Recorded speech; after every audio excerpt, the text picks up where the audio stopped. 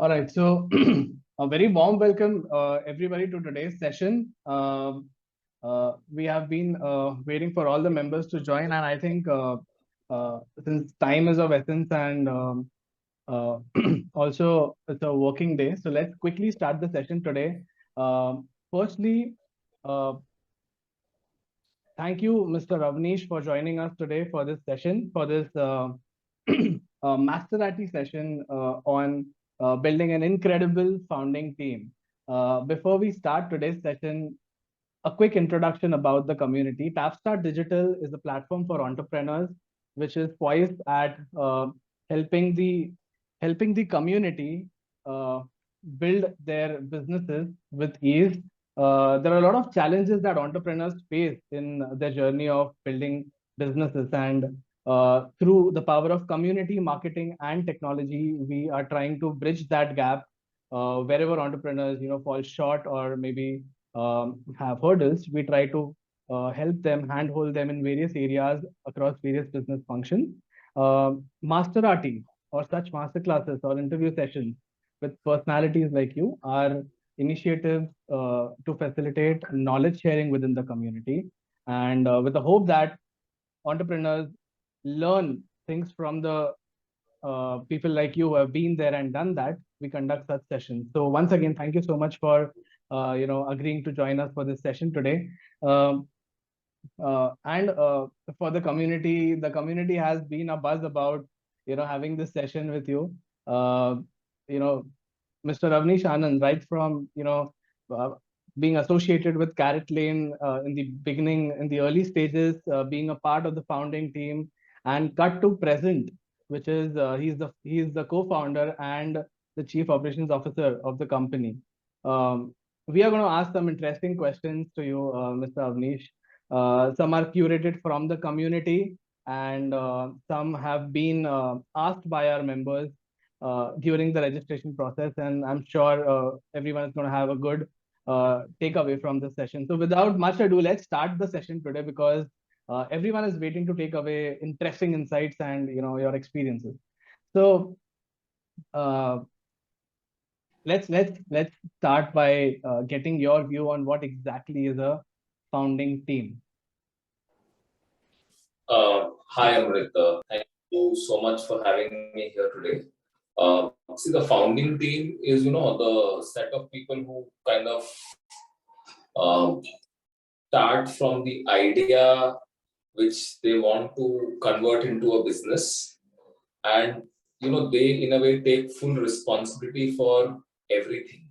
Essentially, it's like the gardener who takes responsibility to make sure that the seed becomes a healthy tree, right? They are fully accountable for everything and fully responsible for everything. They can't put anything on anybody else.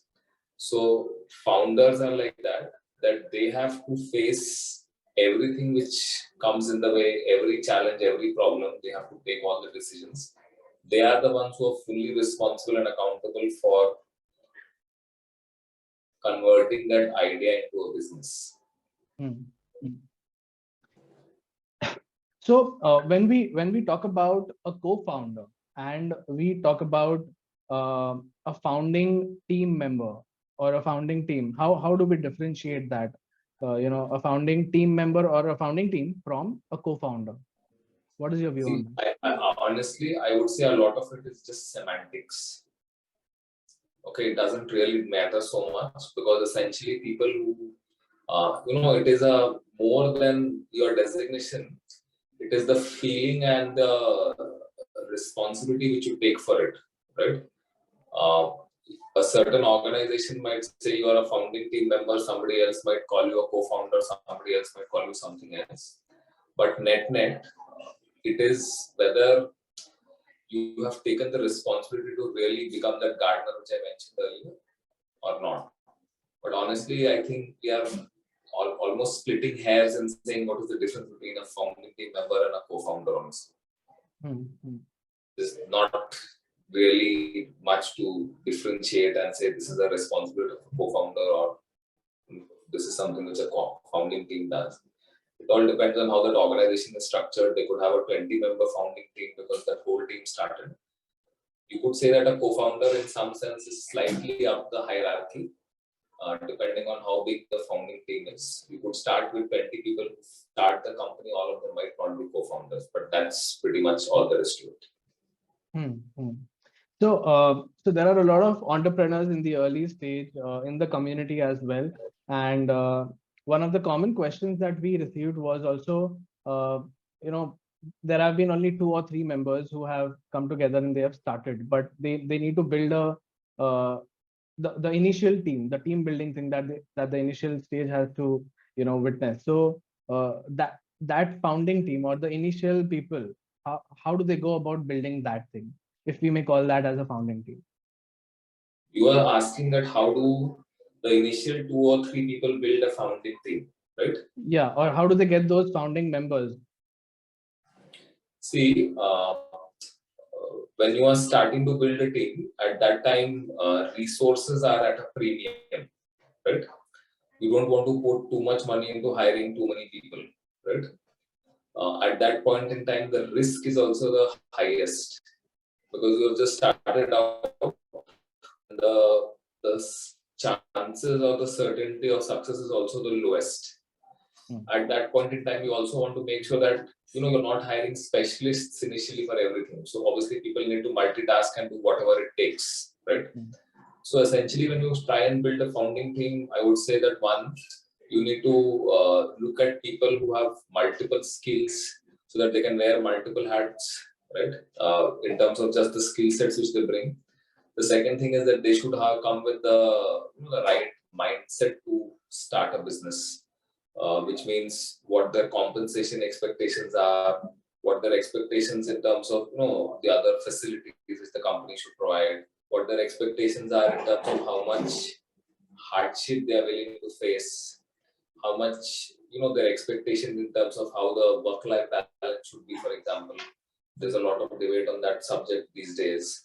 But when you decide to become a founding team member of an early stage startup, you have to kind of be ready for all of that.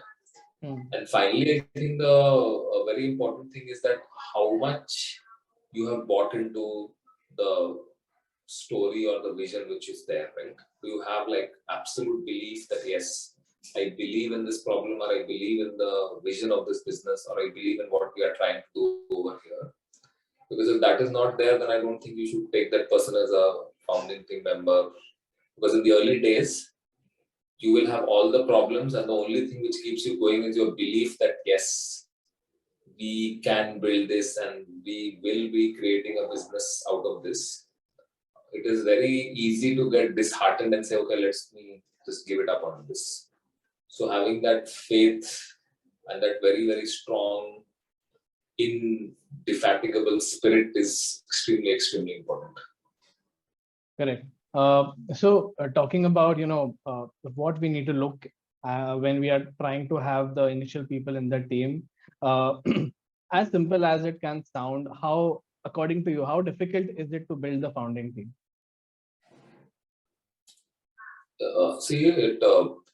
Obviously it is difficult because you want to make sure that whatever I said in the previous question, all of those questions, all of those criteria are met in the team which you create. And in addition to those individual qualities which each member needs to bring, there also needs to be a very, very high level of trust between these people, right?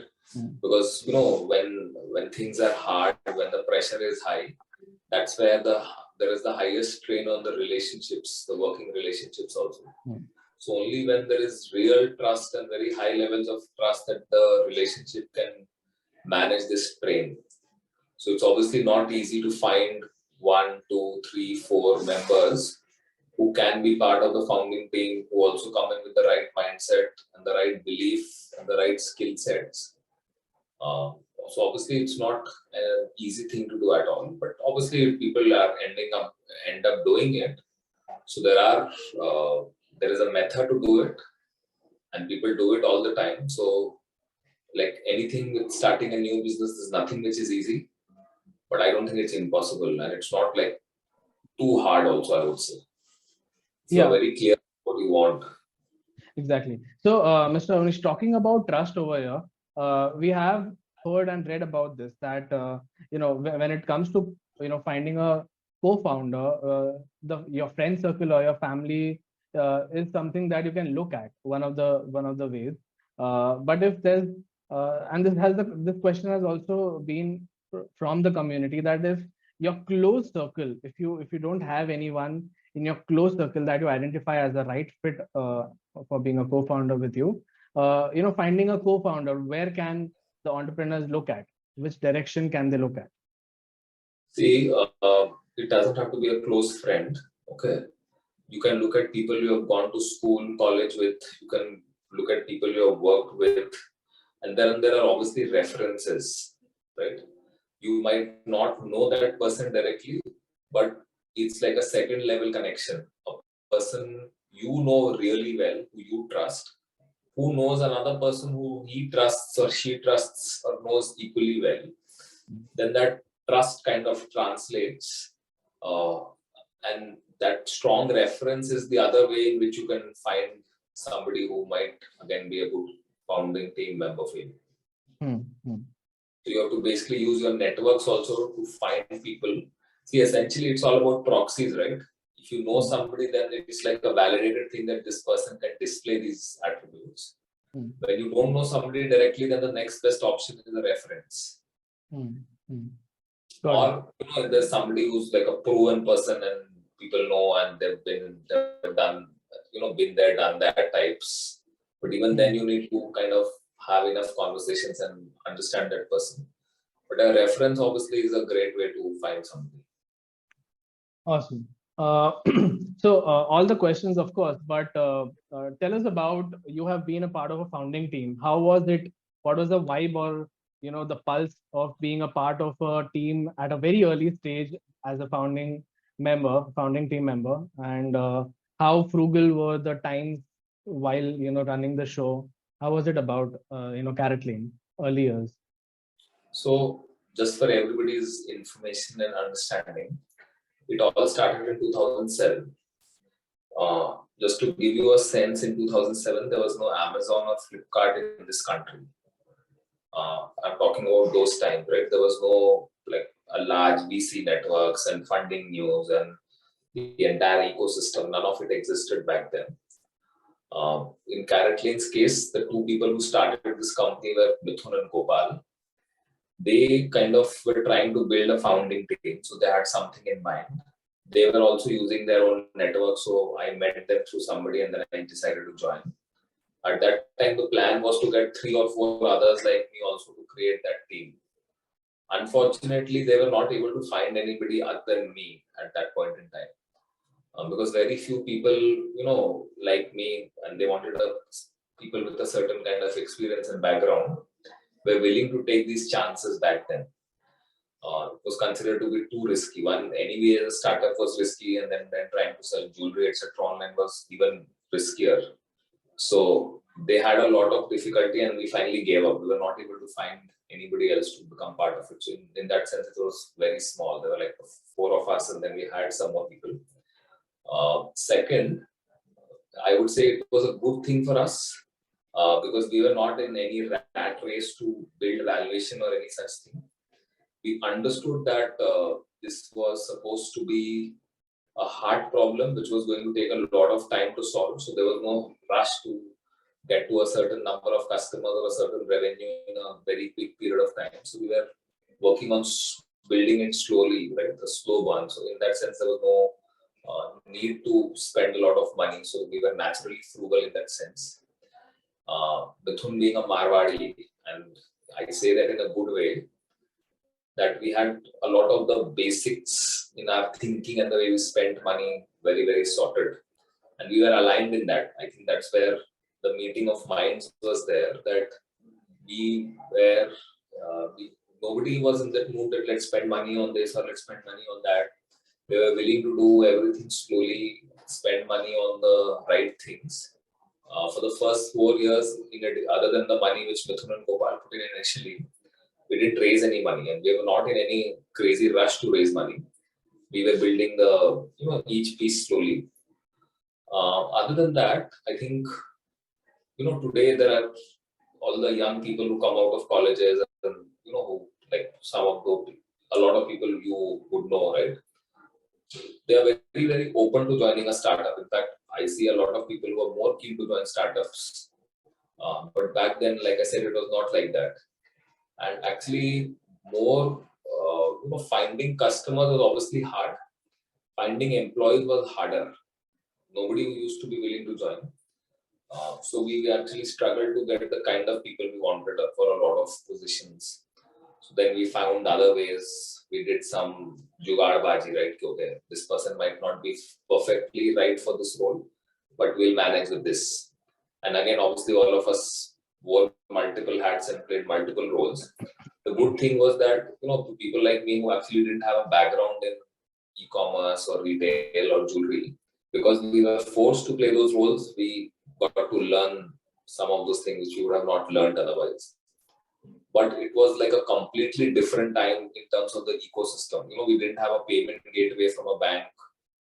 The likes of PayU and Razorpay obviously didn't exist. So nobody was willing to give us a payment gateway because we were a jewelry company which was very, very high risk. So those were there was nobody who was willing to be your shipping partner, for example. Like it was like there was no infrastructure or ecosystem available back then to build startups also. So I think this country has really, really come a long way in terms of funding, people willing to join startups, people, building the ecosystem for startups, whether it is payment or logistics on each and every piece which a startup needs. Things have changed, like it's a new world altogether. So that's how things have changed, and that's how things were back then in CaratLane, and I'm sure in a lot of other startups also.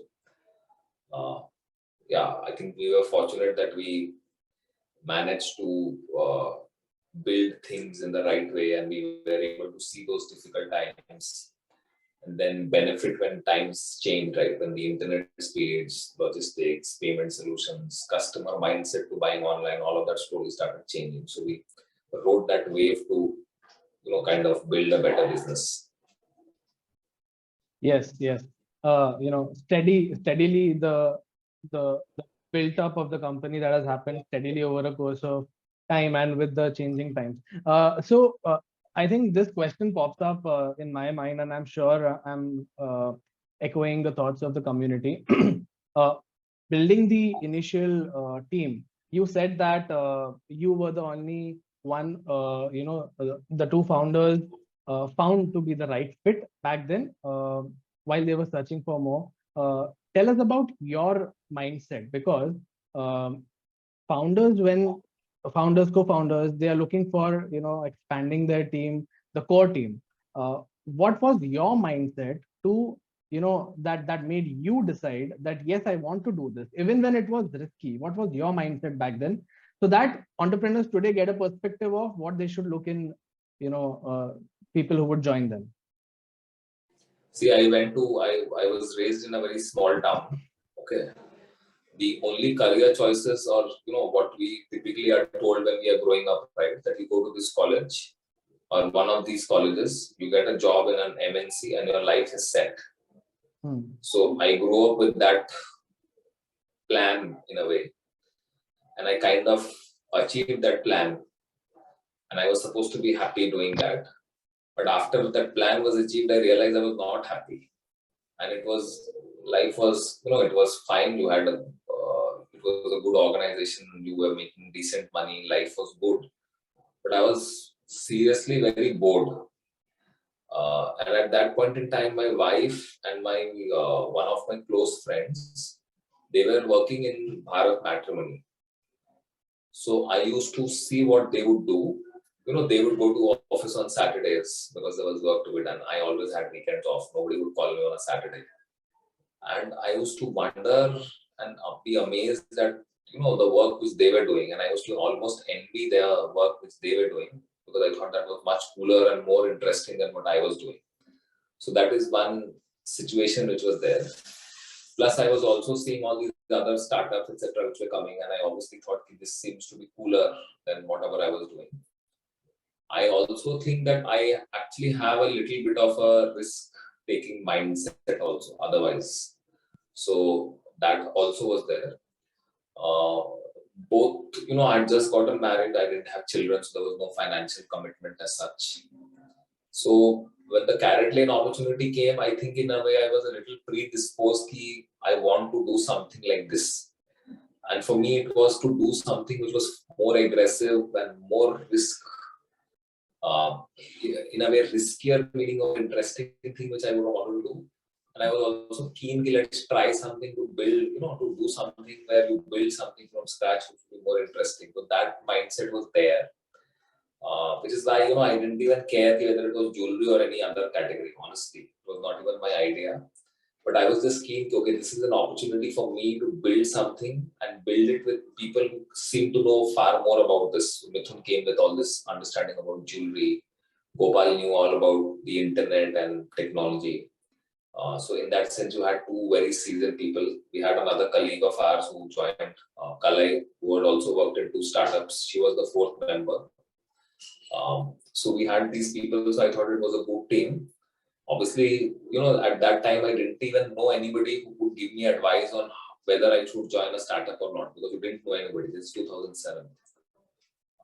But as in, my parents were very supportive, who said, "Okay, what is the worst thing which will happen? If this business closes in 6 months, we'll support you financially, so you don't have to worry about that." My wife was also very supportive. She said, "Okay, if you want to do it now. If you will not do it now, when will you do it?"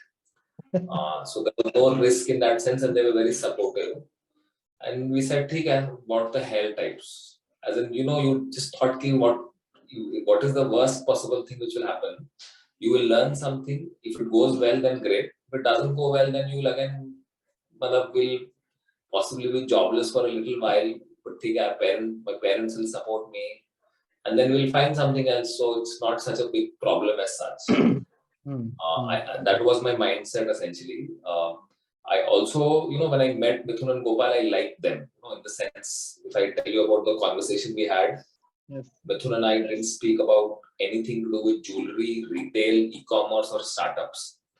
We had I think a 1.5 hour conversation, and we only spoke about sports. At that point in time, I used to write blog about sports a lot. So we just talked about sports. So, you just got a good vibe. You thought, okay, it might be a fun thing to work with this person. And I think he possibly thought the same way. He didn't judge me on my ability to, build a retail brand or how much I knew about the internet. It was just a regular conversation about sports more than anything else. But, talking about a common topic builds trust, right? Because there is familiarity, and you just like a person who has more common interests with you. If you are familiar with the familiarity principle in psychology. So that was how it started, right?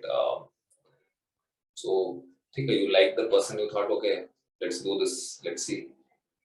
Okay. So in a way, sometimes ignorance is bliss, right? Had I known too much, and had I done too much analysis about the risks and why this business might not work, and whether I was getting the right amount of whatever benefits with that, all of this I didn't know. And I think not knowing was better for me, because obviously they had interviewed others who possibly did more analysis and therefore thought the risk was too high.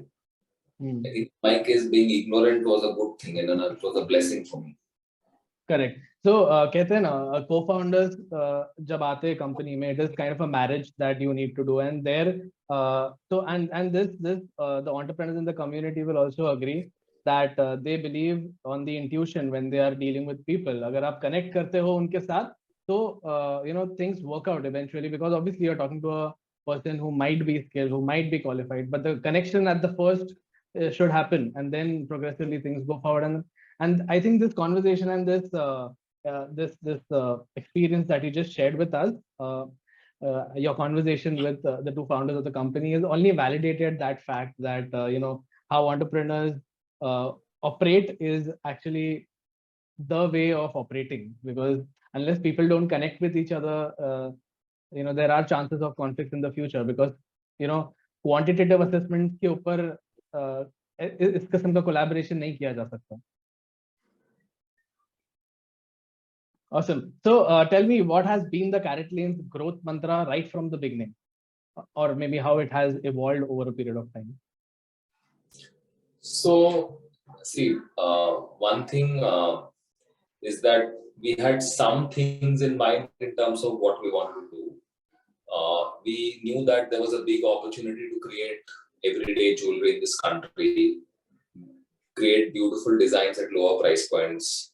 We knew that there was an opportunity to create a different business model which was less asset heavy, so that it was a more efficient way of doing business. We knew that there was an opportunity to do all of this digitally, right? Those were some of the things we were very clear about. Other than that, we were very open-minded that depending on how things go and what the customer response or the customer feedback is, we will keep changing and keep evolving on that.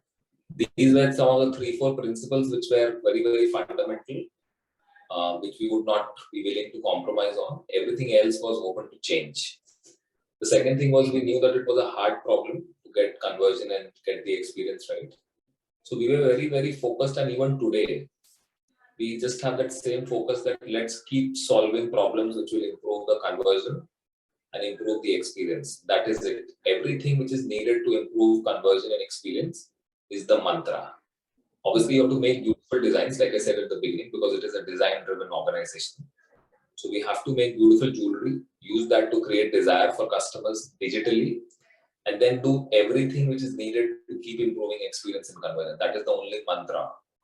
But the way you execute this mantra obviously has kept evolving, right? With changes in customer behavior, changes in the infrastructure, changes in our own understanding, changes in how the company has grown. So all of that has kept changing. But this is the basic mantra which guides each and every decision we take. And that's how we have evolved. We have also learned a lot. We have tried a lot of things, and a lot of things have failed. But we have kept the focus always on this thing. In fact, I say this even today. It's been 15 years. We have possibly solved some problems, improved conversion, etc. But there are still so many problems that are still not solved. So the focus remains on trying to solve those problems which are there, which come in the way of conversion and experience. Yeah. I think it's an ongoing thing and not a definite thing that finishes after a particular solution is given. And problems keep on cropping and we keep on solving, and that's how the business evolves. One of the questions also we have from the community is that as a bootstrapped business, you are looking to find co-founders or build the initial founding members in your organization, in your team, in your small business. So how do you go about that when you're bootstrapped? You rightly mentioned, you mentioned already earlier that those times were not very जहाँ पे आराम से funding मिल रही थी, and that was not a thing then. So I think maybe you are the right person to throw some light on that. कि अगर आप bootstrapped है, so how can you go about getting people on board? What could be the compensation structure, or how the payouts would or should look like? What do you think about it?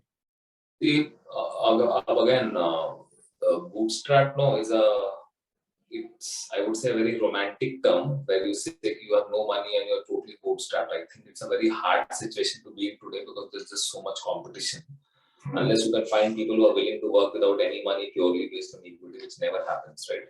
And unless you're building a purely tech product, you will need to invest in making products and marketing, etc. So you definitely need some money. How much money you need, you don't know, and it also depends on how many people you need even at the beginning to build a business.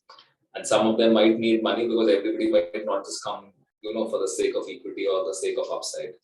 So some money is definitely needed. I think taking on too much money and being wasteful about is the thing which you need to avoid. So I would not say that you should always be bootstrapped. Okay. The second thing is that I think you need to have a balance between salary and equity. You need a little bit of both. Because it's very hard to get people who will just be willing to work on equity, right? You need a lot of young people who have requirements in life. Some of the senior people, if they've made money in life, they might be okay to work just on equity, but a lot of others definitely need some compensation. So for example, if you're building a TTC business, right, you need people in retail, you need people in operations. They don't get this equity business, right? All of them. So then they would just need to be compensated as per market benchmarks.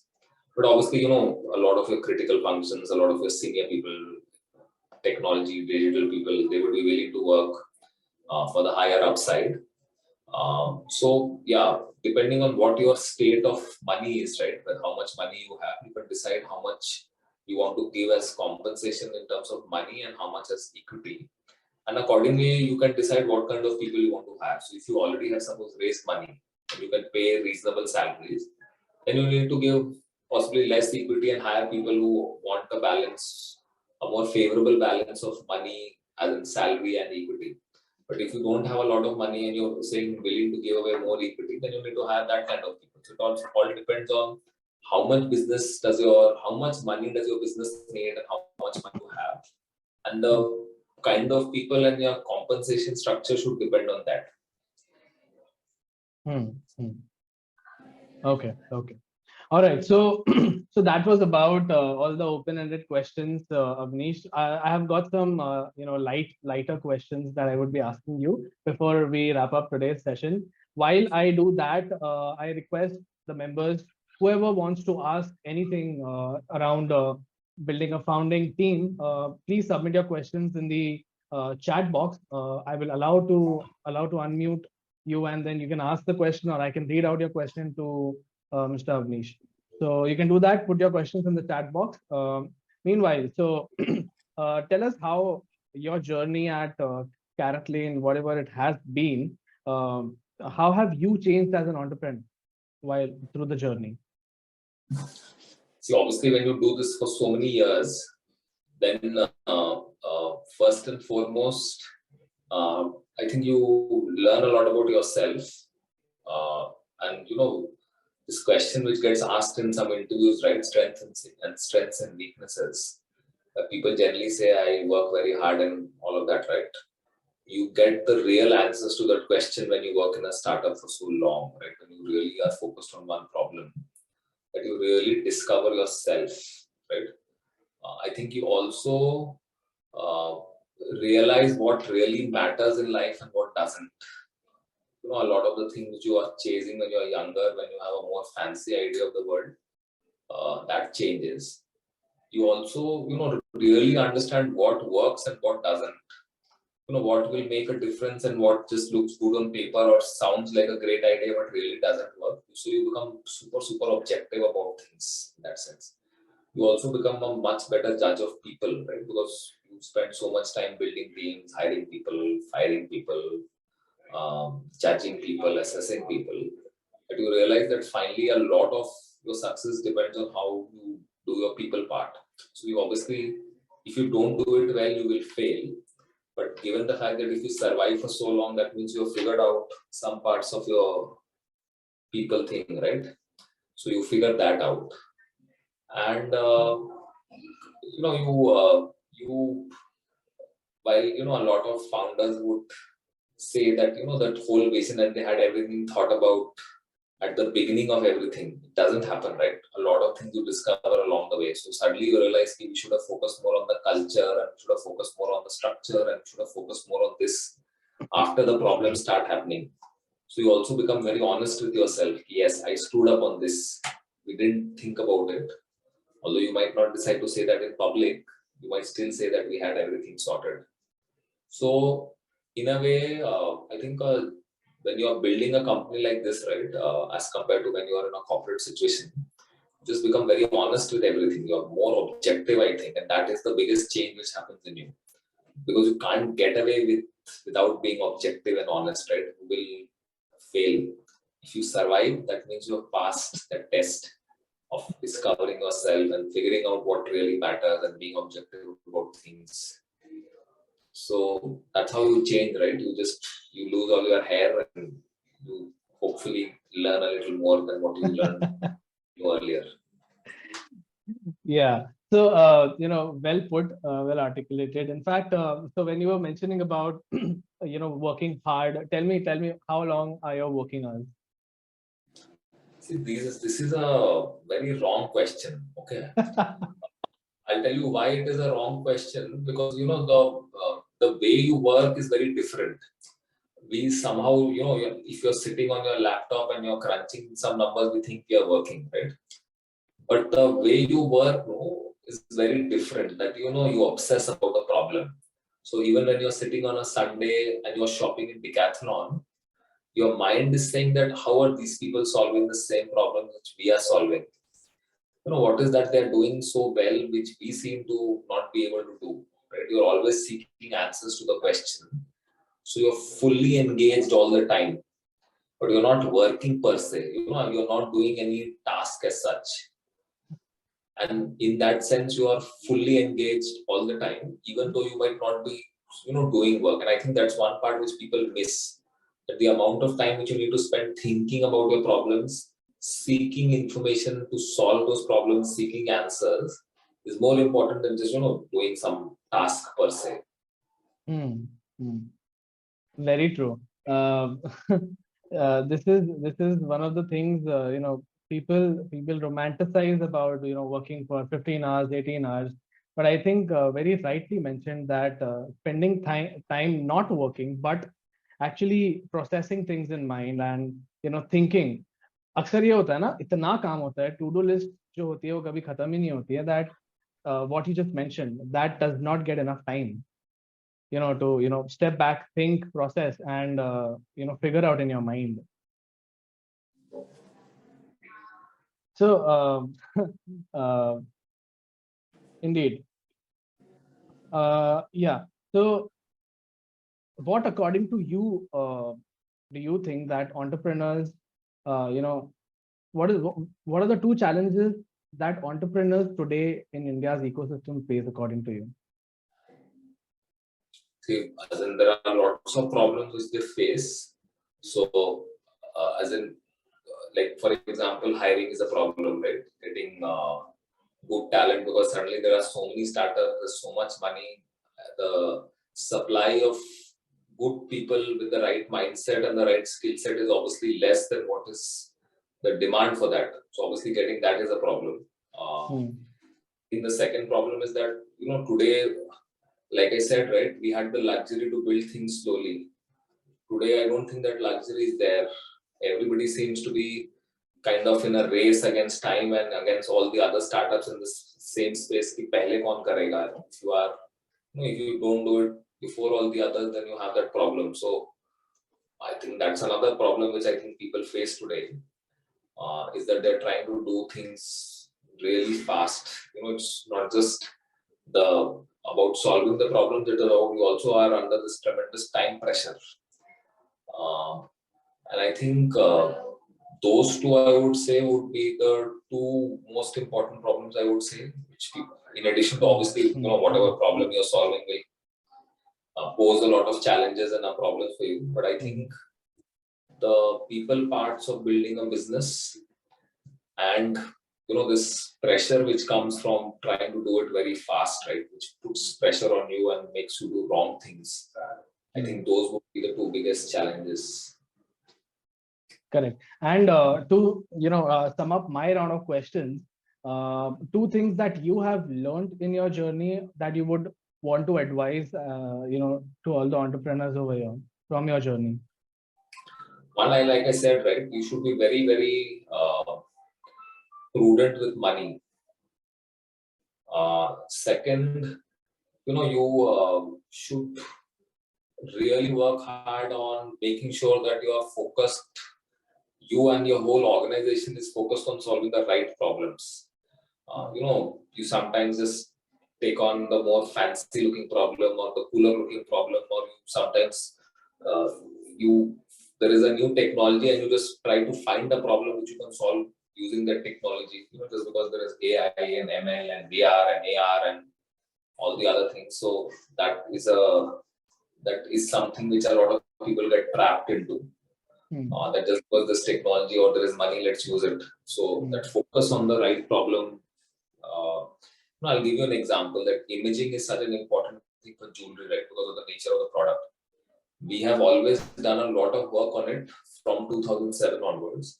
But even today, we feel we have not really fully solved it and there is still so much work to be done. So just that There are a set of people who are just focused on making sure that the imagery keeps getting better, whether it's static images or videos. But it's a organization level focus on making sure that imaging and imagery keeps getting better.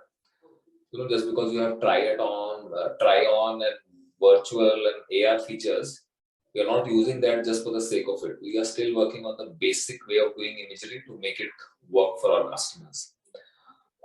So that's another trap which you can get caught up in very easily. And I think a lot of us make the mistake of not getting your people part sorted. It kind of is something which gets neglected all the time. And you start to realize the challenges of that very late, right? When often you might have a bad culture in the organization. We tend to think that these days are rock stars, so let them do whatever they want to.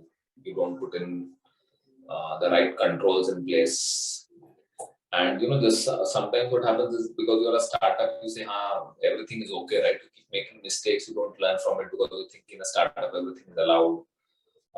And there should be no rules at all, right? I think that doesn't work, not having any rules at all and not having any rigor, right? A process to review. So just the romanticizing of the startup, saying that it's not it's not the land of the lawless startup. There are still rules and there are still things which you need to do right to make sure your business works. You can't keep saying that this loss will happen because we're a startup, or people are allowed to do this because it's a startup, or it's okay if this is happening because we're a startup. Very soon things go out of hand.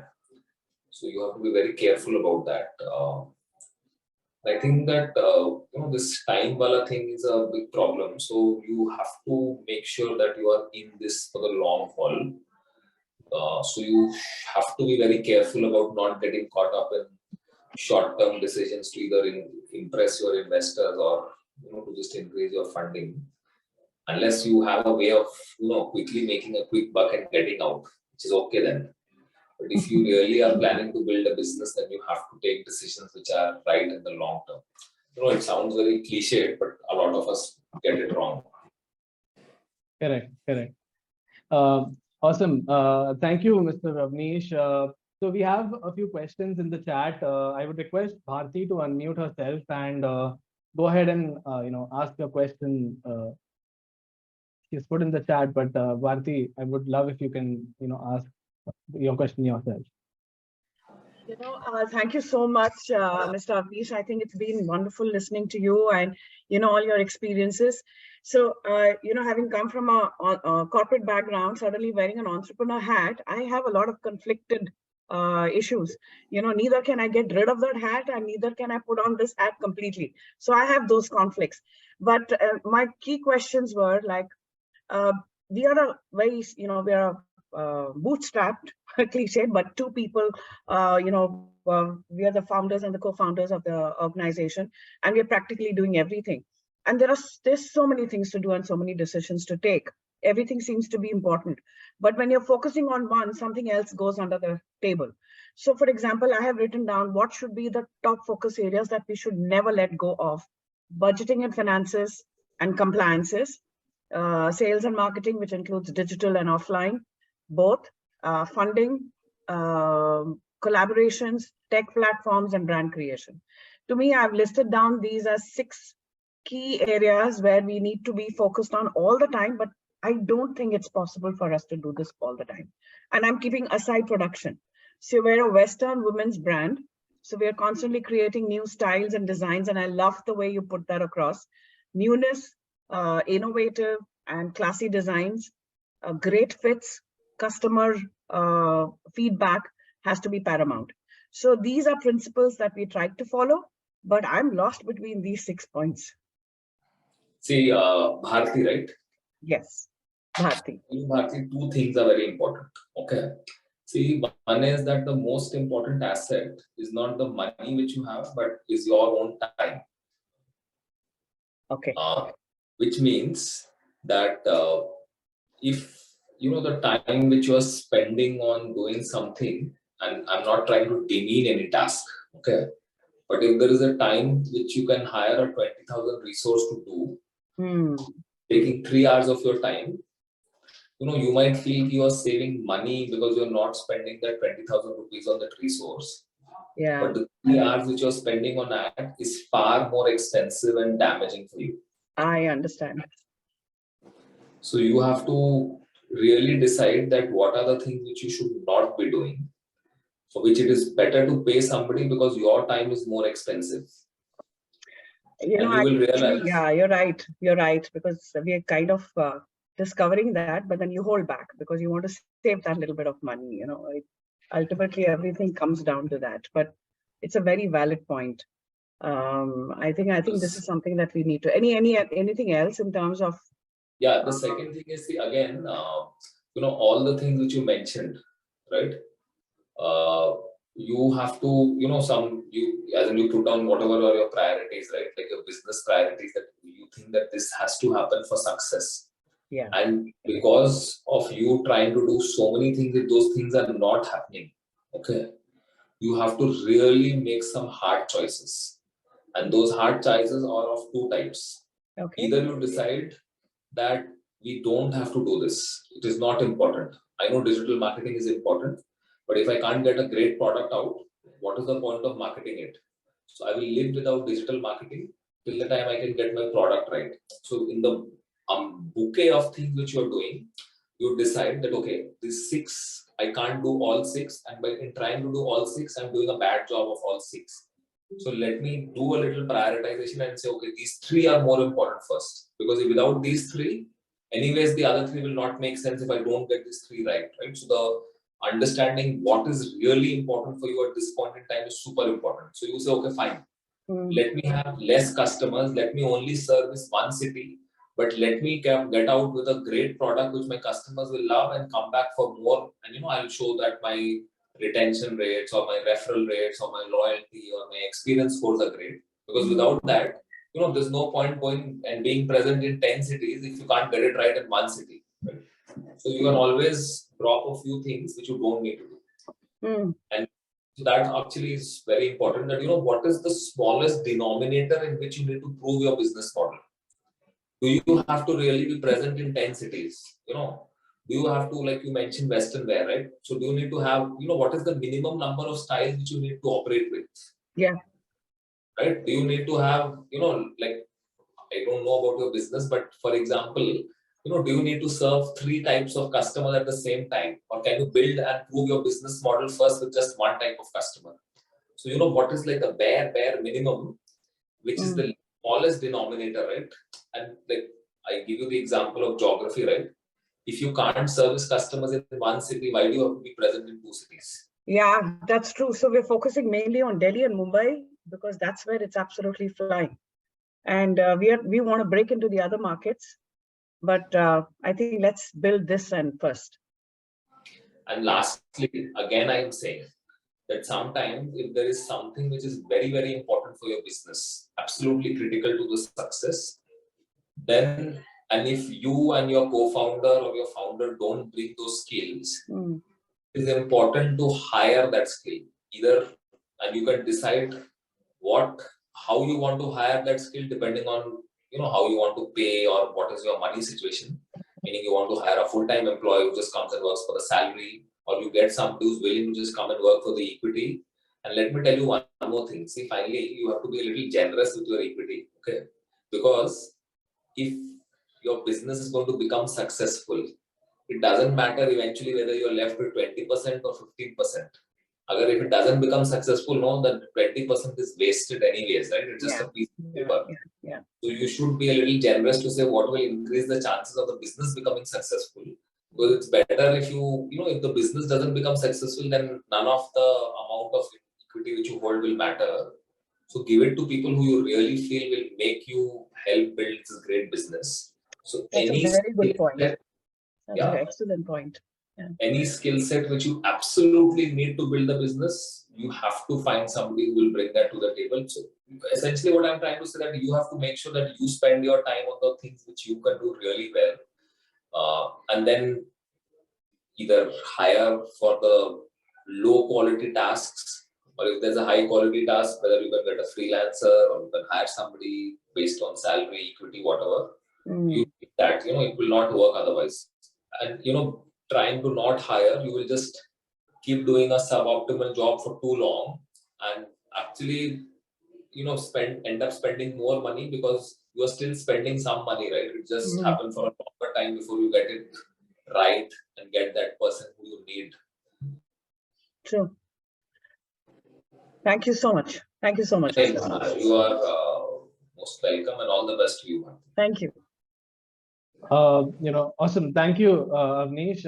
There's a question from Shweta. I have been a solopreneur and bootstrapped for 10 years. And it's like, being single for so long. I don't know whether I'll be able to mingle with anyone as a co-founder, and I don't have a habit of taking anyone else's opinion. Your thoughts, Avnish? Okay. See, I can understand that it's hard sometimes to work with somebody because you have to kind of, when you, as a solopreneur, you make all the decisions, right? So, but when you have a co-founder, then you have to come sometimes rely on them or take their word also, right? Which is hard for a lot of us. But I'm of the view, right, that you need some core skills to build that business, right? Which is whatever is your secret sauce, right? How do you create that secret sauce? So I think, you have to decide, what do you really want? Do you want the freedom of being single and making all the choices versus how successful you want to be? And that's in that balance, I think the answer will come whether you are willing to let go of some of the freedom for the sake of the extra success which you will get. So, what is the North Star which you are seeking in your life? I think once you have the answer to that question, you can make a choice on whether you want to stay solo or whether you want to get others. Awesome. Thank you, Avnish. Quickly, I'll be just taking a few more questions before we wrap up today's session. Dipti has asked in the chat, if you have an idea and you are a solopreneur, should you focus on building the brand initially alone, or should you focus on finding a co-founder first? I always feel that you need co-founders because you can't do this all alone. This is a very hard thing to do, right? Build a business. But you can do it alone if you have the money to hire good people, for example, who can come and deliver. Say, if you want a brand person, right, and if you have the money to hire a brand person who can come and help you build the brand, you can go ahead and do it. But if you don't have it, and if you need somebody, who you can't hire, then you need a co-founder or who can take care of the brand part. So it depends on that answer essentially. See, if you can manage to build a brand without hiring a co-founder, then you should just go ahead and do it, because it's not like a mandatory thing. But if you feel that you are not able to get a lot of things done and therefore create the right experience which is needed to build a great brand because you have too much on your plate, or a lot of things you are not able to do as well as you would want it, then you definitely need help. All right. Yeah, thanks for that. Madhumita Nath in the chat box, she's asking, in a specific scenario wherein one person has founded the company, Madhumita comes from a apparel background, from the fashion sustainable brand, Ek Katha clothing. When the other founding, so I'll just again quickly read the question. In a specific scenario wherein one person has found the company, when the other founding team members or co-founders join, do they also invest in the company necessarily? It all depends. There are different models. Sometimes you might say, you finally want to find a proxy that how invested that person is, right? Sometimes you can say, okay, you have to put in money to show that you believe in this idea. But they would also expect something in return, right? How much equity they get. Sometimes if that person is willing to take less salary and take equity, that also goes to show that he believes in the idea, which is why he's willing to take that risk. So all these models exist, all these models are fine. I think what you need as a founder is a way to test that, does this person really believe in this idea? Does that is the belief there or not? And there are many ways of testing that belief, including sometimes, you could say, okay, you also need to put in some money. It depends on what kind of co-founders are you getting, right? If Mithun had asked me to put in money, I definitely didn't have the money. But I was willing to take in the, show my intent and put in my skin in other ways, right? By not asking for a hike or whatever, but taking less salary to start. So there are essentially what is more important is to see whether this person has real skin in the game and the real belief in the idea, essentially. Awesome. I think that's about it. Questions in the chat box, and there's this one last question that we had during the registration. That is it essential to have a tech co-founder in a tech-driven company, or just a strong tech team? See, it again depends. A lot of times, if you're building a DTC brand today, the likes of Shopify and Magento have such great platforms that unless and until you need to build really custom features, you actually don't need a tech co-founder. You possibly need it after you've reached a certain scale and you need to solve problems which require technical expertise. But if in a DTC business, the hero is not technology, the hero is the product, right? And the hero is the experience. If it does not need like very specific technology which is not available off the shelf, then you don't need a tech co-founder. And I think a lot of DTC businesses, at least I can tell you today, they don't need a tech founder, because the tech ecosystem has just become so good, right? You can go and start a website tomorrow which has a full-fledged ERP and everything attached to it, whether if you go with Magento or Shopify. That would definitely, you don't need a tech co-founder as such. And to be honest, finding good tech co-founders is also not an easy thing. So, unless you know somebody and you can find somebody, I would not recommend that you just take anybody and as a co-founder just because you need a tech co-founder. So again, it depends on what business you are trying to do and how important is technology from day one for it. If you're building a DTC business, tech is not important on day one. Possibly 4 years down the line, you might need a very senior tech person, but not on day one. Awesome. Avnish, thank you so much for answering all the questions. And yes, time is of essence. And we are wrapping up today's session on the note of any closing statements that you would want to make for the entrepreneurs today. See, I would just say that it is the best time to build businesses in this country, because there is money available, there is expertise available, there are people who are willing to join. Many Indians now see the opportunity in India and they want to work in India and not just go abroad. The ecosystem is much better. Like I mentioned, today if you have to start a business, that whole Shopify, Magento ecosystem is available where you can start right away and you don't need any tech expertise. So you don't have to worry about technology so much. And the biggest market in the world is also India, right? The largest population, the youngest population with the highest intent to buy consumer products. So there has never been a better time to build businesses, and I don't think there's a better place to do that as compared to India today. So all of you are in a great situation, and I can also tell you that it's very hard building a business, so don't get disheartened. It's the normal thing, right? When you are sick, you feel a fever, right? It's like that you will have a lot of days where you will feel, what did I get into? I have gone through that myself, where I used to feel like, I think the people who didn't join were smarter, they took the better choice. I was an idiot who joined. I used to wonder, what did I get into? I should have realized, right, you can't sell jewelry online. And you will have those thoughts a lot of time, but it's okay. You should just get up the next day and again go back to solving that problem, and the next day will be a better day. So that is all I can tell you, and all the best to all of you. And and thank you for having me here, Amrit. That is all I have to say.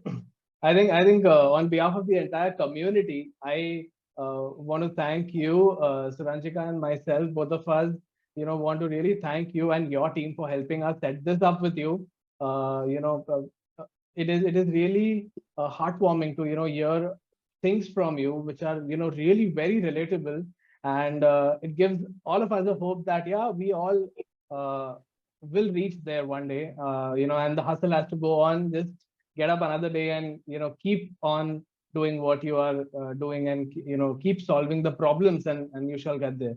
So thank you so much, Avnish, and thank you all of you in the community for, joining us today's session. Avnish, we hope to re-engage with you in the future really very soon, attending to some other problems. As we said in today's session, let's keep solving challenges for the world, and this place shall be a better place for entrepreneurs. Thank you so much. Have a great time. Yeah, my pleasure, and all the best again to all of you.